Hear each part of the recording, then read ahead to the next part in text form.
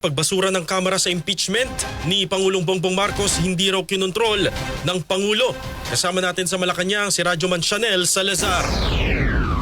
Mariing itinanggi ng Malacanang ang mga alegasyong ginamit ni Pangulong Ferdinand Marcos Jr. ang kanyang impluwensya kaya nabasura ang dalawang impeachment complaint laban sa kanya. Ito'y matapos ideklarang insufficient in substance ng House Committee on Justice ang impeachment complaint ni Attorney Andre De Jesus at Makabayan.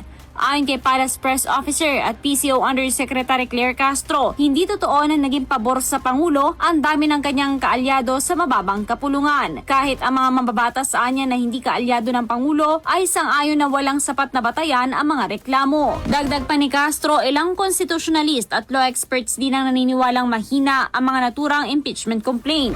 Hindi lang po katotohanan yan dahil po kahit po ang iba na hindi lang po talaga supporter ng Pangulo ay nagsabi po na talagang pong mahina at wala pong merito ang nasabing complaint. Nandiyan po yung iba mga lawyers po. Babanggitin ko na yung iba, si Atty. Dina De Leon. Nandiyan din po ang mga ibang constitutionalists na nagsabi na mahina po ang nasampa na impeachment complaints laban sa Pangulo. Samantala, sinabi naman ni Castro na hindi napanood ni Pangulong Marcos ang deliberasyon ng House Committee dahil may dinaluhan siyang dalawang pribadong aktibidad. Pero natawaan niya ang presidente dahil nasunod ang proseso ng Kamara. Kasama mo sa DZXL RMN Manila, Radyoman Chanel Salazar, Tatak RMN.